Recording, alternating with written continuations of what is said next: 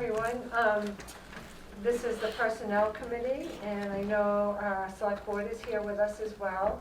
And I'm going to call the meeting to order. This is a hearing. It's a public hearing on the Personnel Committee and Town Administrator in-person public hearing on employee policies. And this is the open meeting law and videotape meetings information that I have to read. If your meeting is videotaped, which it is, the open meeting law requires you to advise open session meeting attendees as follows. Open session public meetings are subject to being recorded. Your image and your voice may be recorded. Per the open meeting law, Mass General Laws, Chapter 30A, Section 20E. Actually, we're going to take that off. I'd like to move forward with our public hearing on the proposed change in policies. I was just going to give a little, the personnel, we've been working on this for about 2-3 years, the Personnel Committee. And I know that when the Personnel Committee was first formed, I think it was in 2018, thank you, Peg. We kind of stepped back a little bit. We were reading the policies and looking at them, and you know, we'd hear from some of the department managers and or some employees coming on board. You know, can you really take a look at our policies? And I said, yes, that's one of our goals down the road. We're not quite there yet, but we're working on it. So this year, we really tried very hard. These policies especially, because these are really important to the town employees. It's important for retention. It's important for recruitment purposes, for bringing people on board. And I think one of the thoughts that we had was that there had been a few folks that had come on board and had negotiated, if you will, a difference than what our policies said with vacation time. And it got to the point where we were thinking, geez, you know, we really don't want our employees, we don't want the one who's the best negotiator to get the best benefits. And we really wanted it to be really something we concentrated on going forward for our town and for the employees in our town. Because I truly believe, in my opinion, the committee didn't state this together, but in my opinion, I thought that the vacation policies needed to change. They were that was a significant change that needed to be made. So, with that start, did either of you have anything you'd like to comment on? No. Okay.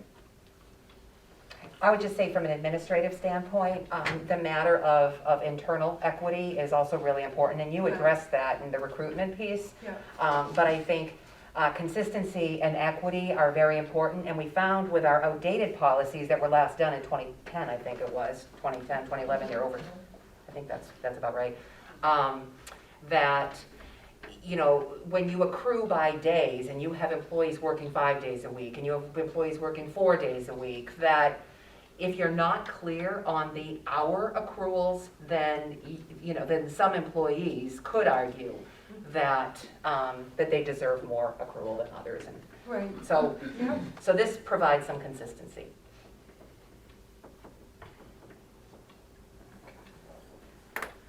Now, the policies that we changed, that we'd like everybody to, the board to consider, is basically the leave benefits. So when we look at the leave benefits, it speaks to vacation, personal, and sick time, and all the leaves that many of them were required by law to have. So in terms of the draft changes, I did not do a red line version. I think that's okay because the original was from the HRS draft that hadn't been approved before, but we could just kind of note highlights under each section. Maybe. Okay, all right. So under the sections of the policy, on leave that we took into consideration was that the leave is available for full-time and benefited part-time employees. Now, the paid holidays, they did change this year, and that was voted at town meeting to add the Juneteenth, which is this coming Monday, actually. So we really didn't make any changes to that, to the holiday piece of things, except for the Juneteenth, and then the holiday overtime. So holiday overtime, we did have some little processes, if you will, that had taken place and that we had notes on, but they had not been incorporated into the policy. So we did incorporate holiday overtime, and the section that states holiday overtime that the employees paid on an hourly basis and mandated by their department head supervisor to report to work due to extraordinary circumstances on Christmas Day, New Year's Day, or Thanksgiving Day, or the day in which those holidays are observed, shall be paid double their base hourly rate during the 24 hours, 12 a.m. to 12 a.m. on those holidays, or the day on which the holiday is observed. So, although we've been doing this, is that correct, June, in terms of? Technically, the only people who are required to work would be the police, fire, and highway. Okay, Technically, everybody else, it's not a requirement Yeah. to be here. okay. Unless they're called in, like, the fire inspector or building inspector, or Mhm. some may have to be called in. Okay. But the majority would be a salaried person Okay, anyway, but Yeah. there are a few hourly, but just so it's consistent. all right. So there really is no impact on our expenses, really, in terms of what we Not have? anything over and above what's already, like I said, it's usually just the police, the unions, the two unions, Okay. and then the Okay. highway department. Great, okay. So I think the biggest change was with the vacation entitlement. So one of the things that I know Dennis and Margaret and June, everybody's been working towards, is to have our payroll group, Harper's, is that the name of it? Where, do the accruals, so that there's an excellent tracking mechanism. And in the past, I think you and June, I think you've been tracking them manually, have you not? June has been, and Amy has been, tracking everybody's vacation accruals manually. So now we have the opportunity to work with Harper's to have them accrued on our paycheck stubs, which is a great thing. So we that's when we really got close to looking at vacation leave, and yes, we do accrue a certain amount of weeks vacation time, but we also needed to put it in the realm of prorated vacation time for those people who work less hours than full-time hours, because it may have been in days in the past. So our goal was to make it competitive with the other towns. We did look at other towns. I'll mention Bolton, I'll mention Clinton, Boylston. We did look at some of the other towns in terms of what they gave for accrued benefit time off, PTO, paid time off.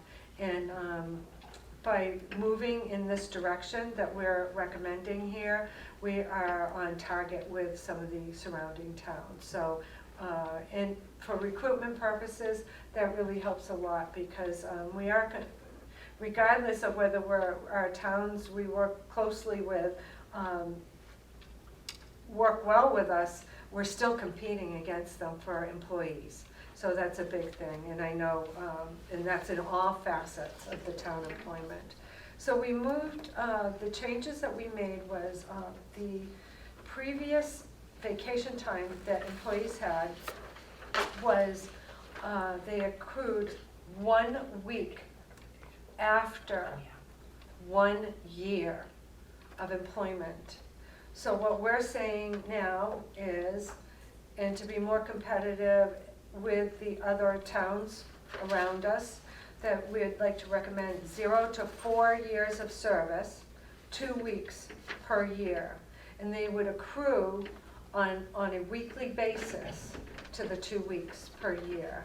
And the good thing about this process is that, say you're a 24-hour-a-week person, or a 25-hour-a-week person, and you work extra hours that week, you're gonna accrue extra earned time, or PTO.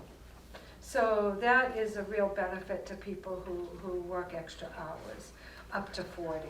And so everybody accrues according to how many hours per week they work. So 0 to 4 years would be 2 weeks per year. 5 to 9 years would be 3 weeks per year. And I was trying to find my page Last 21. Yep. Yeah.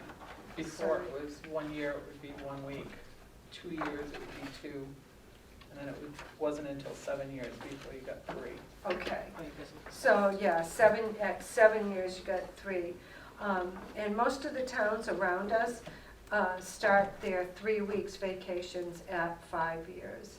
And that's a real commitment. There aren't a lot of employees, I don't think people stay in one place very long, so I think it's an incentive for people to stay a little bit longer in our town. You have a question?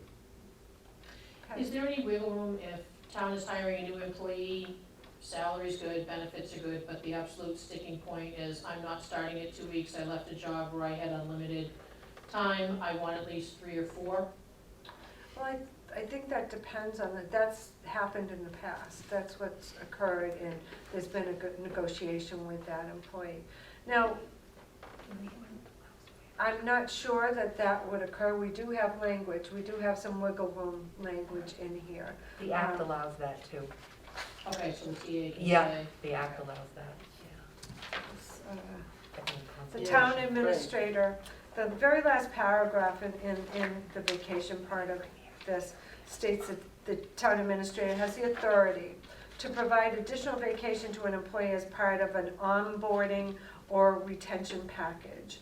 The town administrator also has the authority to allow employees to carry over vacation balances as requested in writing prior to the employee's anniversary date on a case-by-case basis.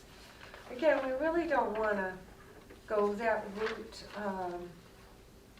In another suggestion down the road, we wanted to try and get this through for the new fiscal year, but perhaps for the next fiscal year, we may be able to have a separate amount for salaried exempt workers that are managers or directors of departments, that sort of thing. We haven't gotten there yet, but at least we were able to put this in place so that we can get some employees hired. And I think this would also help too if you had somebody who came on and didn't stay a full year. It's not like you would give them 2 weeks to start and then they only worked for a month or 2, they took time off and then they said, yeah, that's it. Right. So that was another reasoning too that we were looking at too. Right, I think that by accruing on a weekly basis, everybody's not gonna get the whole amount up front on July 1st. Because right now, the way it works is that up front, an employee gets 4 weeks vacation, and they were to leave on July 10th, they would get those 4 weeks paid to them if they were to leave. So I think that as we move into this process gradually, I think that we may find that employees like this type of thing better. Plus, at the end of a new hire, once they reach the end of their introductory or probationary period, they would have some time on the books. They would accrue during that time. They can't use any of their vacation time during that time, but they would be able to use it after their 90 days probation or introductory period.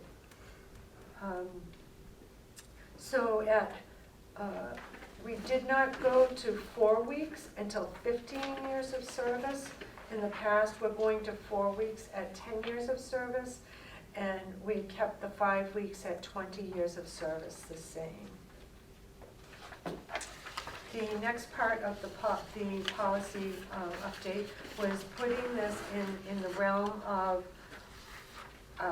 weekly accruals and hourly accruals based on how many hours you work. So that's the information that you see below. We couldn't get it to come out exactly the same, There it is. like exactly at 160.00 for the second paragraph there.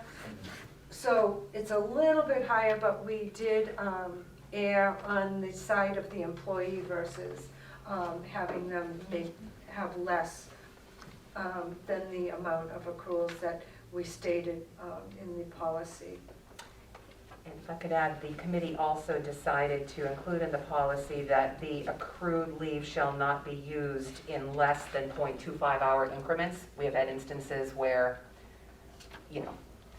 there's an attempt to break it down to 1/10 of an hour, or 10 minutes, So we're trying to make that consistent as well. Right, okay, good, thank you.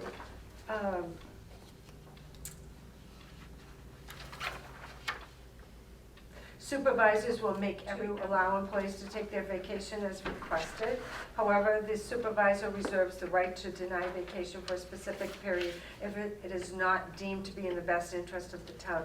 Part of that language is in our current policy, but that's really important to know. The supervisor will always work with the employees to make sure that there's appropriate coverage during vacation time. Employees who resign or retire in good standing will receive compensation equivalent to their earned vacation allowance on a prorated basis. I think that was about it on vacation. Were there other questions about the vacation time? Okay. Personal leave. We did not really change this in any way. We kept the amounts the same. We made sure that our wording was sufficient in terms of what we need to have regulatory-wise. And then moving on, the Small Necessities Leave Act, We again. actually increased the personal leave. Oh, we did, because From was one it to because two. of the To two. long-term, Yeah, is that what it was? Well, it's personal leave, so the prior policy allowed one personal day a year, and personal leave now would allow 16 hours of paid leave per fiscal year, effective July 1. So 2 days. 2 days. Okay.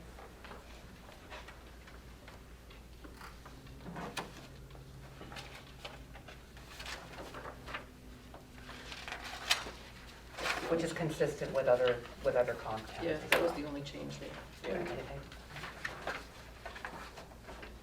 Small Necessities Leave Act policy is a mandate that we have in our state on permitting employees to be able to participate in school activities related to the educational advancement of a son or daughter, to accompany a son or daughter to routine medical or dental appointments, and to accompany an elderly relative of the employee to routine medical or dental appointments. So if the need for SNLA leave is foreseeable, the employee must request it ahead of time in writing if possible. If the need is not foreseeable, the employee must notify the employer as soon as is practicable. The 24 hours may be taken within the 12-month calendar year period, and the time may be taken on an intermittent basis or reduced time schedule. So this is, even though it permits for the person to be out, they would utilize their time while they're out. So it's not something that's paid for by the town. we have a question. Peggy? How does the third paragraph differ than the Mass state law for sick leave? Because that also talks about being able to take time off for parent-in-law. So that's a bit different. So the Small Necessities Leave Act is actually, is a federal law that was implemented after our existing policies came about. that and parental leave and, what's the other one? FMLA. Pregnant Workers Fairness Act. Yeah. And leave for victims and family, leave for victims and family members of domestic violence. Those aren't even contemplated in our old policies. Right. So these are just added based on the laws that have been implemented since. And I think some of what you're referring to, Peg, might also be covered underneath the FMLA, Yeah. Yes, Yeah. which is that in too. here too. Yeah. And regardless, even though, we're mandated to permit an employee to be able to go to some of these appointments, the employee would use their paid time off during that time. Sick leave, full-time and part-time employees regularly working 20 or more hours per week, sick leave shall be used in not less than 0.25 hour increments, like we said before. We kept this the same, right? Each 40 hour shall accumulate sick leave at the rate of 10 hours for each month, because we wanted to try and do it on an accrual basis so that the We actually do it. Which one are you on this? sick leave. Yeah. This one here, right? Okay, that's where we are. Yeah. So that's something we already do, correct? But this will now be tracked on paychecks, is that Hopefully. correct? That's the plan. That's the plan, okay. I don't see Dennis smiling back there. Well, I just want to clarify too that currently our sick leave accrues at the start of the fiscal year. What's being proposed here, and I know Claire will go into this a little more, but what's being proposed here is that 10 hours a month be accrued, and it be accrued on a monthly basis, so it's not all upfront. Right. But Claire will explain more that this will be able to carry up to a certain threshold. Right, so we'd like to see it accrue on a monthly basis versus getting it all up front. They would accrue according to the numbers of hours of work per a full-time week in which the employee is required to work. For example, an employee regularly scheduled to work 25 hours per week shall accrue 6.25 hours per month. So it'd be a formula that is used and that hopefully we'll be able to use for our paychecks as well, for the tracking mechanism. The notification, that really did not change. We kept that in place. Certification of illness, we talked about this a lot.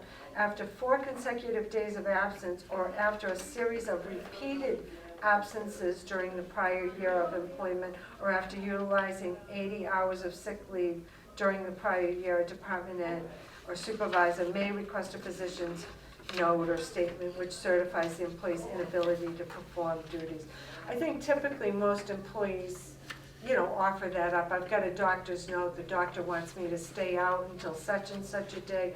I really don't think usually that a manager has to ask for that, but that at least gives the ability of the manager to ask for that information if needed. The next piece, the Massachusetts sick law. Now, this town did not, We do better than what is required. Yeah. right, So this provides do a we- minimum threshold. did we opt into No. this? No, we did not, okay. No. No, So, because we offered more than what this was. Right, So that- so, but in any case, is the town still obligated to allow employees to use up to 40 hours of sick leave here in the town? I know most employers are obligated to, Yes, but we give more right. than what is statutory Yeah. necessary. Right. Okay, so that's a law within the Massachusetts state, that employers must allow their employees to take up to 40 hours of sick leave each calendar year. So during that time, you cannot retaliate against the employee either, so you cannot write them up. You can't, if a person takes 40 hours of sick time, you cannot discipline them for taking that time. Peggy, you had a question? I'm sorry, I have so many questions. That's okay. So, I know, shocking, We that I expect have it. questions. Did you No, but expect it's it? Is good, that why you it built it in gets, time? it gets everybody Thank you. thinking about things. On the paragraph for certification of illness, I read it and I kind of stopped. You've got, where's the department head supervisor may request a physician statement. Does this leave room for any wiggle room here? I'm gonna pick because there's two of them sitting right beside me. Right, That Fred says, I don't need it, but then Dennis says, no, you need it. So, just kind of concerned that there might be some supervisors that are a little bit lenient and other ones that are like, well, the goal is that the manager or supervisor would trust that the employee's telling them the truth. the truth, right? And I think that's the first thing you want to go with, but at the same time, if the manager knows that so-and-so, Joey Smith, is in, Was out playing hooky because he saw it on Facebook and he called in sick. Don't laugh, because I had that happen to me. I had a woman call in sick and she posted a picture of her picking apples during the day on Facebook. oh, Wow. no.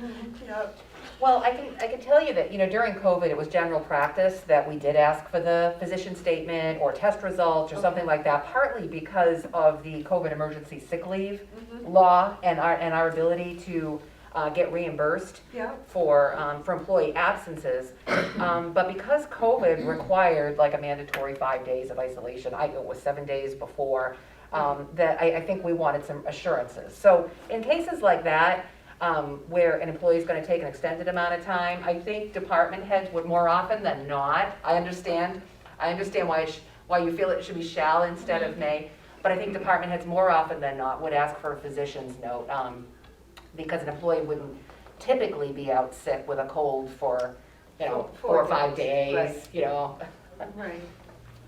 I mean, Does that- So, I mean, for me as a supervisor, I mean, I like the shall may, because I've had an employee who was out, I visited them in the hospital, if this said that I had to get a doctor's note, even though I've actually seen them and talked to them, or, they broke a leg, and they've been, you've seen that sort of stuff, I don't wanna be forced to, it feels odd to ask for a doctor's note, because the doctor's notes can't say much anyway, they can't say what the diagnosis is, they can just say they have limited duties, what those limits are, and what they're allowed to return. Right. And I think that was, Scott, kind of the thought that went into this. Some of our managers know their employees very well, and they know, like you said, you were visiting with an employee, you knew that they were out sick, and you really didn't have to ask for the note, so. Our contract calls more than 2 days, you need a doctor's note. Okay, And that's common, Yep. everywhere, basically common. okay, And we're also alert to FMLA kicking in after a certain period of time too, if Right. we get into an extended leave. right.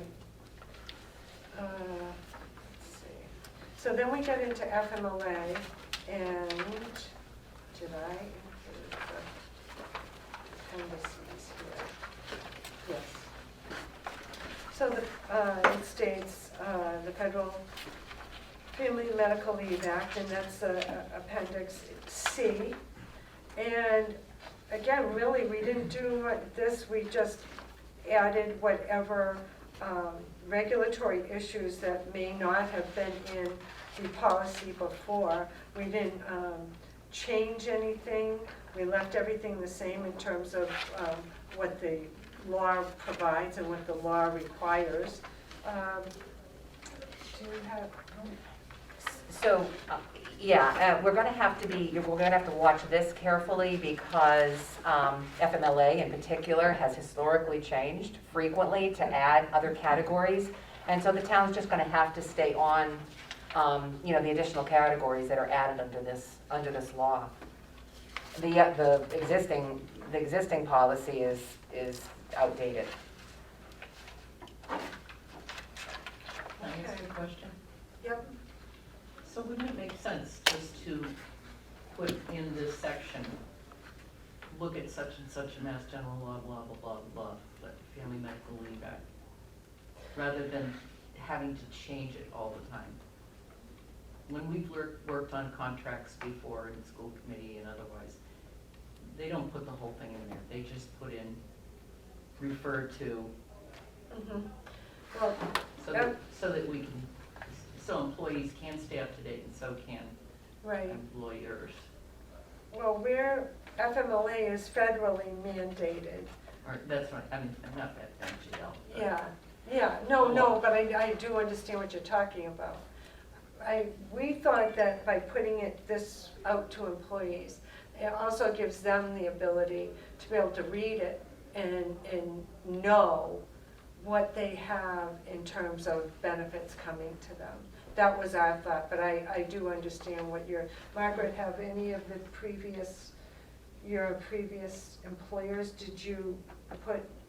We did put a framework, to some degree, I think it's useful for the employees to be able to see this in here. We're also required to put up FMLA, the Federal Act posters, so we Right. have the employment posters That's that out in the hall, right, Dennis? Yeah. that are updated as the law changes too. I understand what Chris is saying. It makes it difficult. Well, we changed the bylaw because of this, because we had so many things written into the bylaw. It makes Yeah. it very difficult and inflexible. Mhm. So You could I also understand just what, include, I was gonna say, is there any way to You know- like add something to it that says something, just, yes, where you can refer to get the updated. the most up-to-date information or something? Okay, Just, I mean, this is, I think, kind of, that might be, It's nice to that would have be it, yeah, probably a but good yeah. idea. so we could actually point employees to where the posters are posted. We could even provide links to the act. Yep. now would you do that in the main part of it or underneath the appendix? I would do it in the appendix because the basic thing refers to Because this is appendix. just. the- Right. Yeah. it's just Yep. a- That has to Yeah. have it So on that the would be website, in right? the appendix C. That's a great idea. We already Yeah. showed this week. Additional, What it and we was, can yeah. put the link to the federal site where that information is kept. Good. I remember in one of the policies that we wrote Posters, we could identify where the on posters job are. classification, we did put a link to the Department of Labor site, so that if people had questions about hourly versus salary versus overtime versus, and we put links to, so that's a great idea. Yeah, many teacher contracts, after a while, you just say, this is where you look. Yeah, I think though, this here is too is helpful for the department heads if they don't have any idea on where to look. or Yes, where to even absolutely. begin with it. Point them in the right direction. okay, good. So that would be a revision we can make, great. Yeah, that would whittle it down significantly. The next item here was the parental leave, which is a Massachusetts leave. And that is, we refer to it according to the Massachusetts general law. And then we have the full policy in Appendix D. So that might be another place to include a link to mass.gov.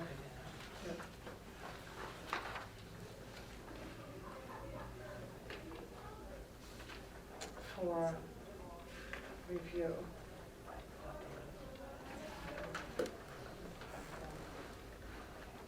The next policy, the Pregnant Workers Fairness Act, again, that's a new act, and it is federal, I believe. Well, Yes. This one is state, but there is an overarching, Oh, we have there this. are overarching federal laws under the Civil Rights. That's right, and we have that in Appendix E. And again, we can refer to a link for further information.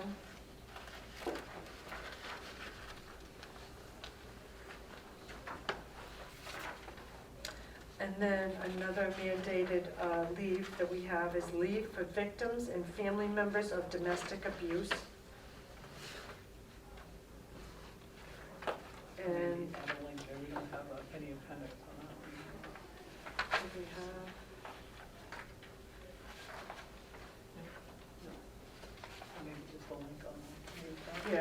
we could add that.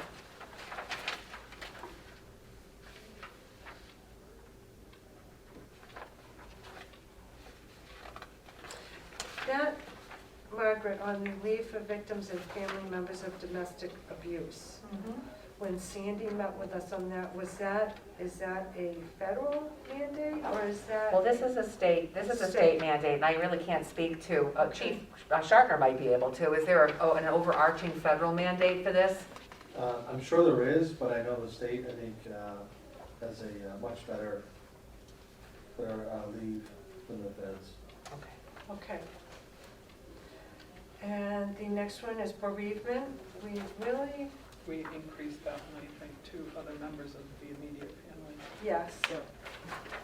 the bereavement.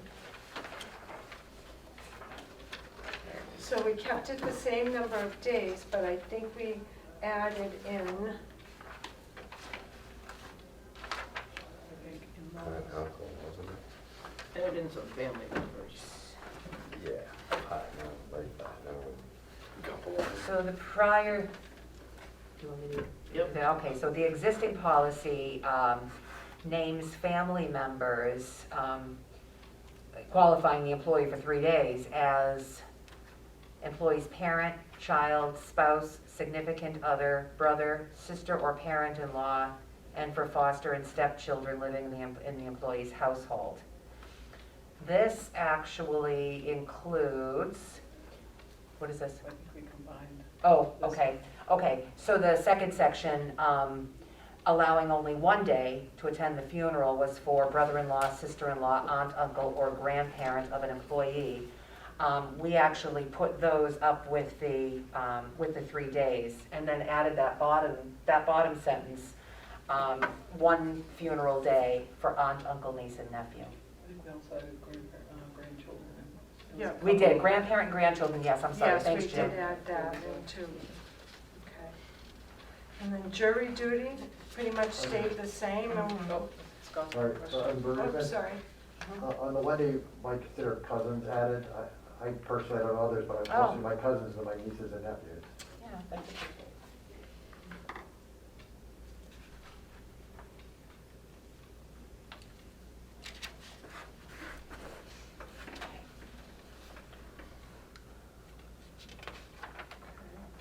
We can take that under advisement.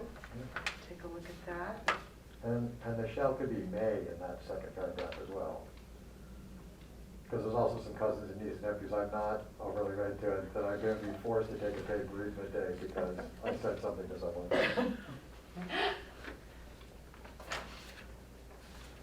Well, shall be granted. Shall be Right, granted right. is So you different don't want the than- supervisor, than may. you don't want the Yeah. supervisor to say you can't, because I don't think you're close enough to that. Right.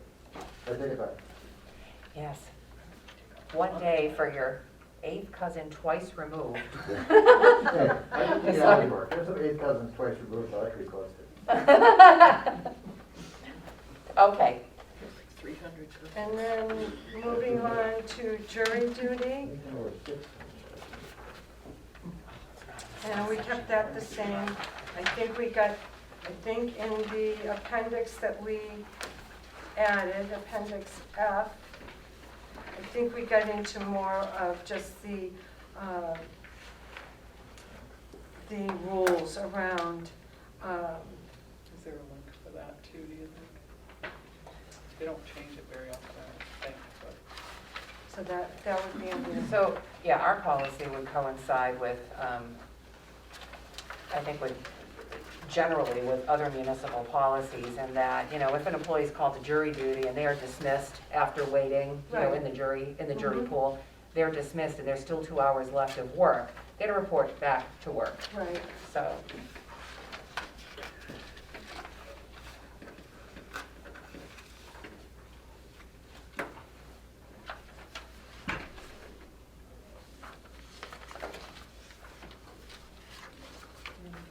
Military leave is, we just referred to Mass General Law on Okay, yeah, Mass General Law under the military leaves. And then leave without pay may be granted to employees by the town administrator with approval So I think we need to, with approval from select board, right? Do we need to add from? Yep, from or of. I wonder why you would want, because a supervisor said it's okay, the town administrator is gonna get, I don't know what circumstance I would ever say, no, those two people have said yes, and I feel differently about it. Maybe notice to the select board, Is it, Notice to the select board would make sense under the act too. because the town administrator is supposed to have leeway over personnel matters. I think that would make sense. With notice to select board.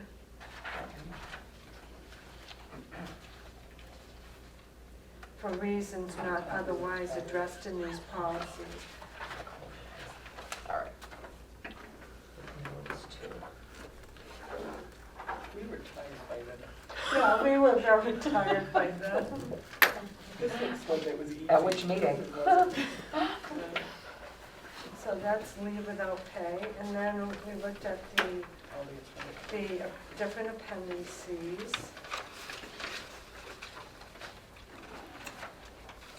And that's really it. Was there other information, Margaret, that you wanted to bring forward? no, but tell Peg to put her hand down. Somebody else want to ask me a question? Go ahead, another question. On your last paragraph, on employees on leave without pay, they continue, blah, blah, blah.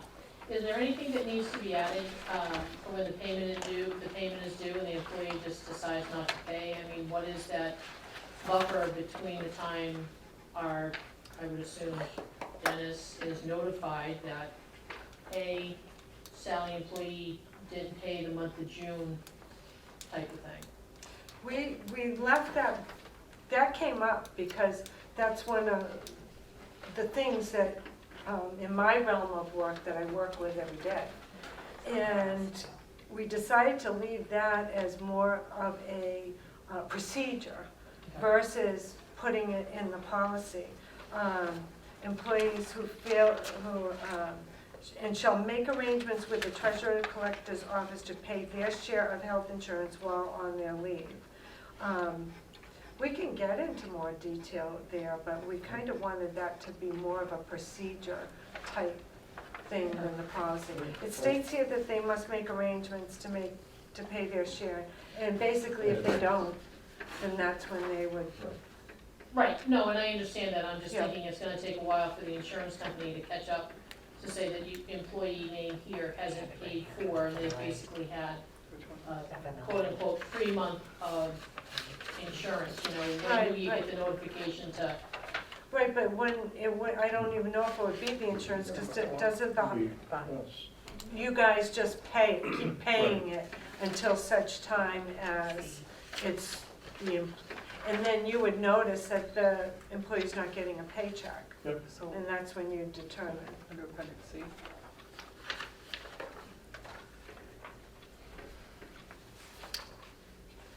So it's kind of talked about it, Peg, if you look at appendix C. So under FMLA, we do have something like that. It's not under unpaid leave, but in Appendix C for FMLA, an employee who fails to return to work after the expiration of FMLA leave for a reason other than an FMLA qualifying medical condition, or because of circumstances beyond the employee's control, will be required to reimburse the town for the town's contribution toward health insurance premiums during the period of leave. alright, Right. This wouldn't be a normal. And some companies, if the folks on a leave don't pay while they're out on their leave, they retroactively cancel it back to the last date that they paid.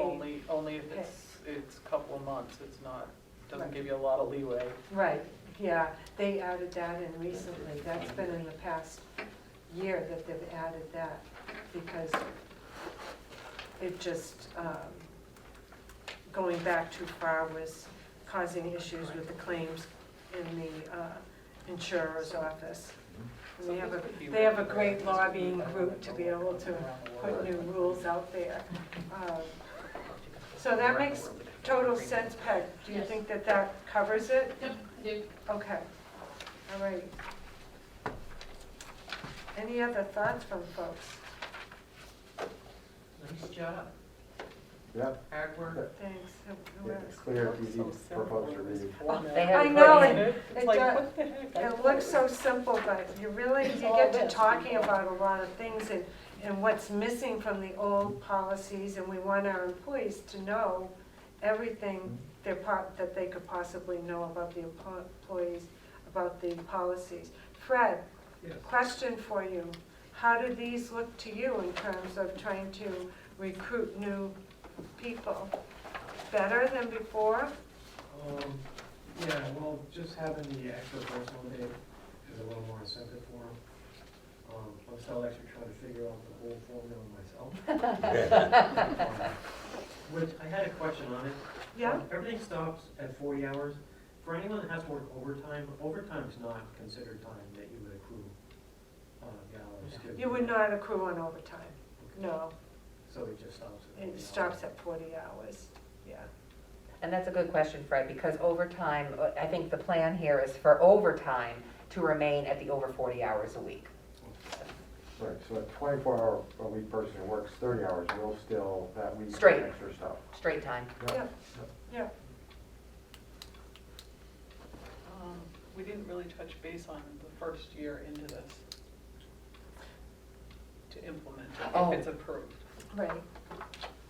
So, okay, So that would be the, so there is an impact on the town this, for the first year. So what we were thinking, and I can, and Margaret will be able to help with this, I hope. I think June will be able to back me up. June. Because we didn't want the employees to not have any time come July 1st and start accruing on a weekly basis. For this coming year, they would still, because if we went right to this on July 1st, people would have 0 vacation time or whatever they've rolled over from last year. So we thought moving forward that we would take the baby step, well, big steps actually, and the employees would start accruing on a weekly basis beginning July 1st, but also they would have the ability, so that time's gonna be on the books. They won't have, say it's a person that's just starting out, they wouldn't have those 2 weeks accrued until the end of the 12-month period, the following July 1st. But those people that have been here for any period of time, they would still accrue their time up front and then accrue on a weekly basis.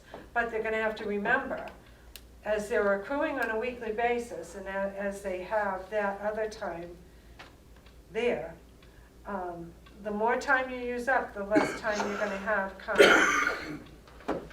It's gonna come in gradually now.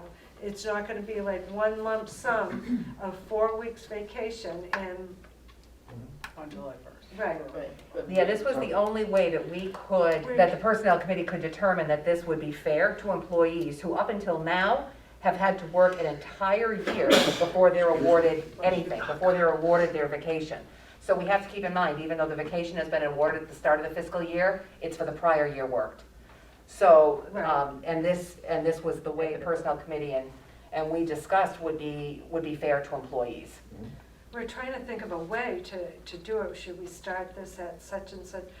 And it was like, the ball was rolling and you couldn't, it was hard to determine a way to start this whole process and make it fair to everybody. So that's what we came up with for, so it 1 will year.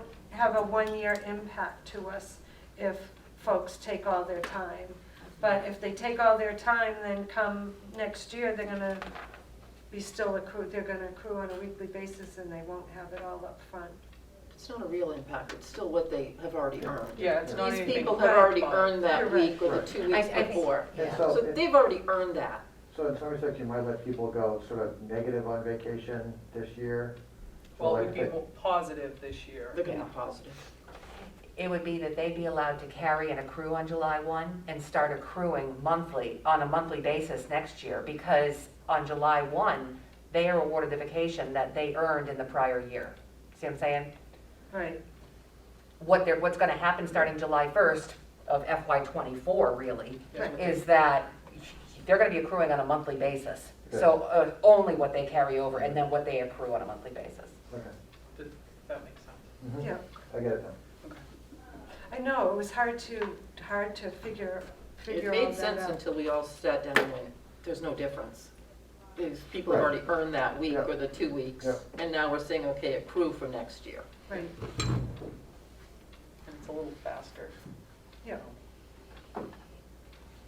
And now if we can just work this into the discussions with the Harpers and the paycheck Yep. piece, I think it'll be great for our employees to be able to see their accruals on their checks. So, the person, well, I think there was some good feedback here too. I'm sorry, you're still in your hearing. Yeah. I won't interrupt. No, You that's can talk okay. later. No, I think that's great. In terms of the hearing, what are the next steps? Do I close the hearing, or how does that? There's a question. Shocking.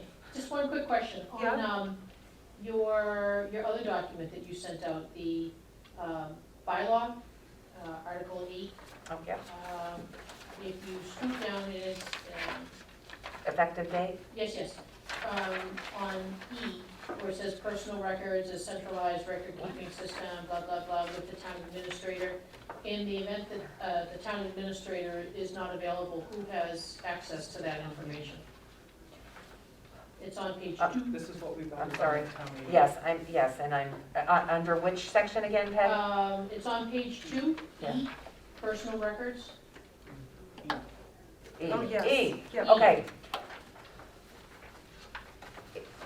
In the temporary absence of a town administrator, the act provides that the board shall designate an interim town administrator. Okay. So it's gonna be with a town administrator or interim town administrator regardless. So a TA2? A TA2, a TA1, TA2, TA3, TA4. Okay, Hey, Tim. all right, that works. Thank you. I have no more questions. Yeah, Sure. Oh, For now. Where am I looking? For now. So that's gonna have to just remain. So, Maybe. I don't know. Never Is say there never. another question? And then Hey, I already responded to Fred's email sitting here. I gotta go up and email. Oh, We have yeah, you can vote now on. We the had, that's what I committee. thought, we had Yeah, to vote and you can first, deliberate then on close the it. suggested changes as well. Okay. we can close it and then do it. And then we're done. I I wanna see should this have again. said close the hearing and then deliberate. Close the hearing and then deliberate. Amy Why has don't you go her- ahead and Amy close the has a hearing and then question? we just continue deliberation? Oh, Amy, did you No. have? Yeah, thank you. Okay. Okay. So any other questions? All right, then Quick if we're all closing. on board, Yes. I'd like to close the hearing portion of this meeting for Personnel Committee. And we will talk a little bit about some suggestions that were made. I think all the suggestions are good. Okay. Do we, so the suggestions that I had written down here was on, Which one did I write down on? on the appendix C for FMLA, we were going to add a link to the government site. Yep. for Their more- website. For more information. Yep. And refer to the posters in the building. Yep. Okay. Okay. And so we'll say link to the federal site and posters for current information? Yep. Yes. Okay. Okay. Then the next item that we had was under the I, the leave for victims and family members of domestic abuse. I think we need to, because we don't have a separate appendix for that, I think we need to put a link to that particular rule under I. Okay. and that that's only, I don't have the links handy right now, but I Yeah, will that's put. okay. No, that's fine. Claire, that's only gonna be a mass one, right? The Domestic? leave for victims and Yeah, family members That's of only a domestic. mass. We'll put the link to the Massachusetts Yeah. Okay. law. Massachusetts. The third item was to include, a suggestion to include under bereavement, a maximum of 1 funeral day leave shall be granted to attend the funeral of an employee's cousin. And change shall to may. No. No, he wanted to go back to shall. You want to go back to shall? Yeah. Okay, got it. I was convinced I was wrong pretty quickly. Okay. So, then the next item is, let me see, under Appendix D, parental leave policy, we wanted to include a link to the Massachusetts general law there, under parental leave. Yep.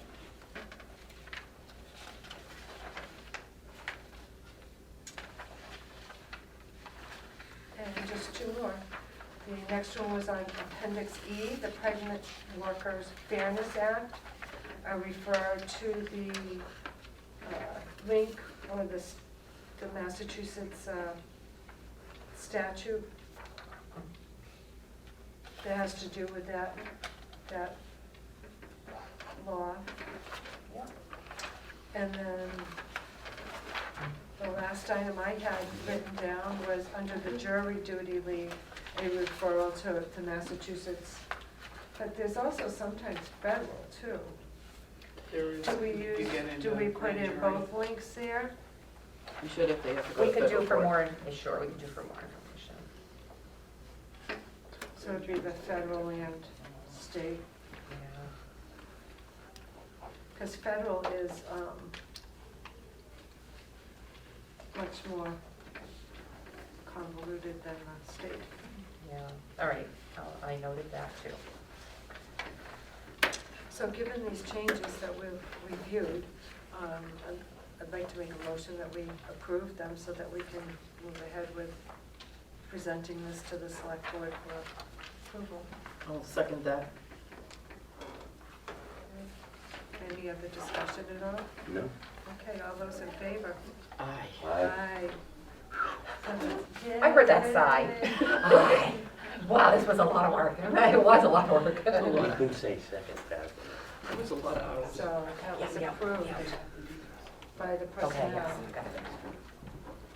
Okay. So do we, Well, I will ask, the board called to order at 6:30.